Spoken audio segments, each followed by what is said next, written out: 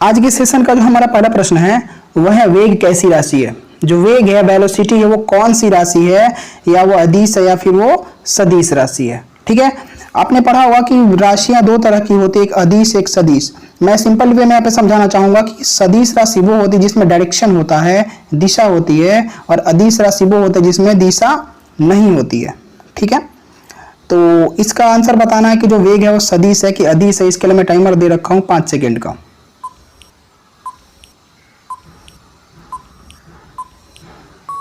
चलिए, time over हुआ। अब मैं बताना चाहूंगा कि जो आपकी जो वेग है, जो वेलोसिटी है, वो सदिश राशि है। ठीक है, जो वेलोसिटी है वो सदिश राशि है। सेकंड क्वेश्चन देखते हैं, संविधान के प्रारूप पर अंतिम वाचन कब समाप्त हुआ। संविधान का जो प्रारूप तैयार हुआ था उस पर अंतिम वाचन, अंतिम डिस्कशन, लास्ट डिस्कशन कब समाप्त हुआ।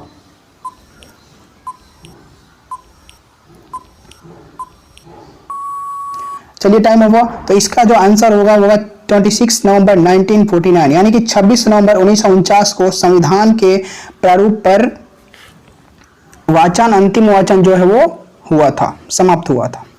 ठीक है, थर्ड प्रश्न हमारा है, तीसरा क्वेश्चन जो है वो है, कौन सा तत्व सबसे ज्यादा सक्रिय होता है।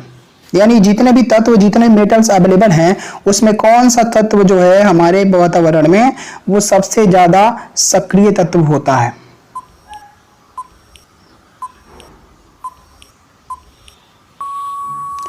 तो इसका जो आंसर है वो है पोटेशियम। जो पोटेशियम होता है वो सबसे ज्यादा सक्रिय तत्व होता है। अगला क्वेश्चन है, किस स्थान पर बुद्ध ने 5 सन्यासियों के साथ संघ की स्थापना की।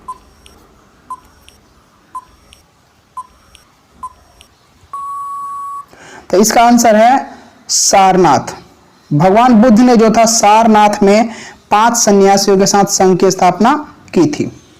अगला प्रश्न है, उमा की तपस्या यानी शिव पार्वती बसंत प्रमाण किस चित्र की उत्कृष्ट कृतियां हैं। यानी ये जो उमा की तपस्या है या फिर शिव पार्वती है या बसंत प्रमाण है, ये किस चित्रकार की उत्कृष्टि है, किस चित्रकार ने इसको उत्कृष्ट किया है, ये बताना है।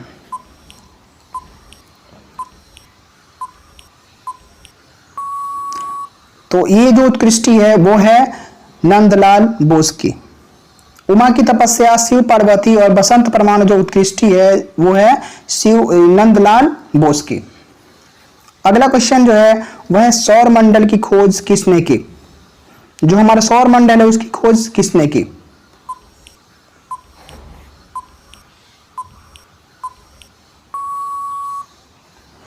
तो सौर मंडल की जो खोज किए थे वो उनका नाम था कॉपरनिकस। सौर मंडल की खोज करने वाले कौन थे, कॉपरनिकस। अगला प्रश्न हमारा है वो, भारत में निर्मित पहला उपग्रह प्रक्षेपण वाहन कौन सा था। भारत में निर्मित पहला उपग्रह प्रक्षेपण वाहन कौन सा था, यानी कि पहला वाहन, पहला एक तरह से कहिए तो जेट कौन सा था जिससे हमारे भारत का पहला उपग्रह प्रक्षेपित किया गया था।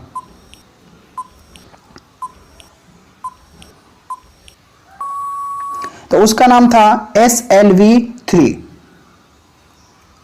यानी कि पहला जो उपग्रह प्रक्षेपण वाहन था भारत का उसका नाम था SLV-3।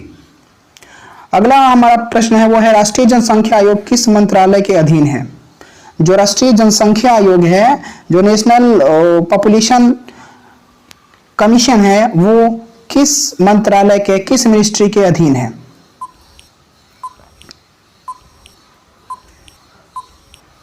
तो वो है स्वास्थ्य मंत्रालय के। अगले प्रश्न की ओर चलते हैं। अगला जो हमारा प्रश्न है वह है, वज्रयान बौद्ध धर्म में बुद्ध बोधिसत्व की संगिनी को क्या कहा जाता था। वज्रयान बौद्ध धर्म में बुद्ध या बोधिसत्व की संगिनी को क्या कहा जाता था।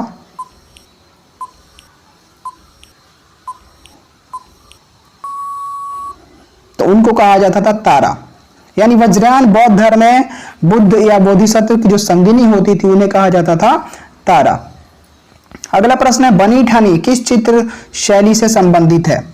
बनी ठानी जो टर्म है वो किस चित्र शैली से संबंधित है।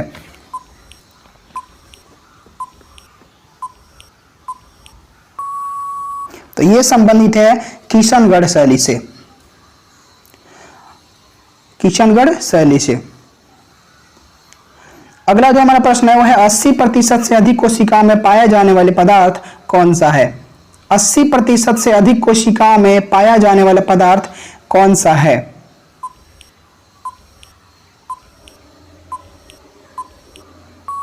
तो वो है जल, यानी कि वाटर। ठीक है, 80% से भी अधिक कोशिकाओं में पाने वाला जो पदार्थ है वो है जल। अगला हमारा प्रश्न है संविधान सभा द्वारा कब संविधान को पारित कर दिया गया?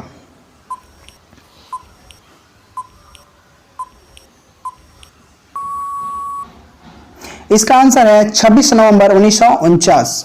ठीक है, नहीं मतलब उस दिन वो शुरुआत हो गया था, पारित हो गया था। पूर्ण तरह से जो लागू होता है वो होता है 26 जनवरी 1950 को। लेकिन यहां पे प्रश्न हमारा है कब संविधान को पारित कर दिया गया? तो पारित जो किया गया था वो किया गया था 26 नवंबर 1949 को। अगला हमारा प्रश्न है न्यूटन की गति का प्रथम नियम क्या कहलाता है? न्यूटन की गति का जो प्रथम नियम है वो क्या कहलाता है, उसे क्या कहते हैं?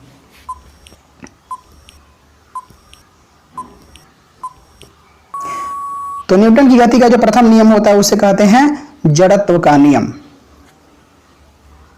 अगला जो हमारा प्रश्न है वह है कलिंग युद्ध का वर्णन अशोक के किस शिलालेख में है? कलिंग युद्ध का वर्णन अशोक के किस शिलालेख में है?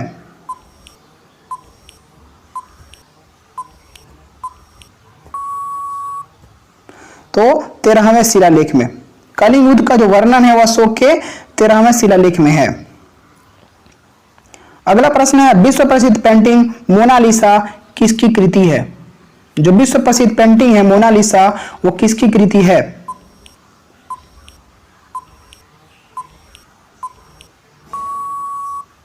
तो ये मोनालिसा जो कृति है वो है लियोनार्डो दा विंसी की। जो मोनालिसा कृति है वो किसकी है? Leonardo da Vinci. अगला प्रश्न है वह सौरमंडल का सबसे ऊंचा पर्वत निक्स ओलंपिया किस ग्रह पर स्थित है? सौरमंडल का जो सबसे ऊंचा पर्वत है निक्स ओलंपिया वो किस ग्रह पर स्थित है?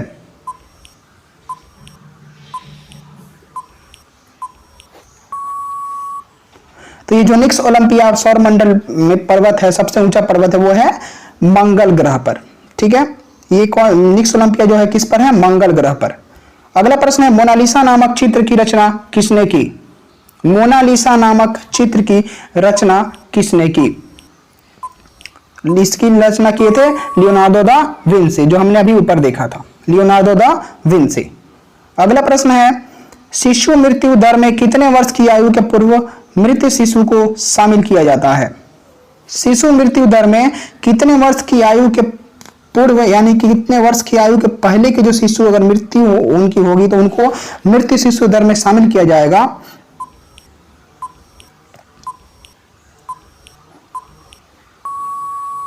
तो वो है 1 वर्ष के पूर्व। यानी कोई बच्चा अगर 1 वर्ष होने से पहले ही मर जाता है, उसकी मृत्यु हो जाती है, तो उसको मृत्यु शिशु मृत्यु दर में शामिल किया जाएगा।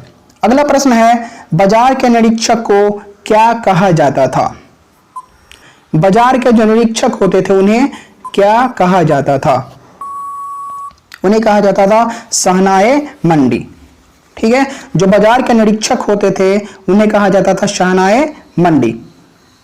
अगला जो प्रश्न है वह है मिथिला पेंटिंग किस राज्य की प्रसिद्ध चित्रकला शैली है?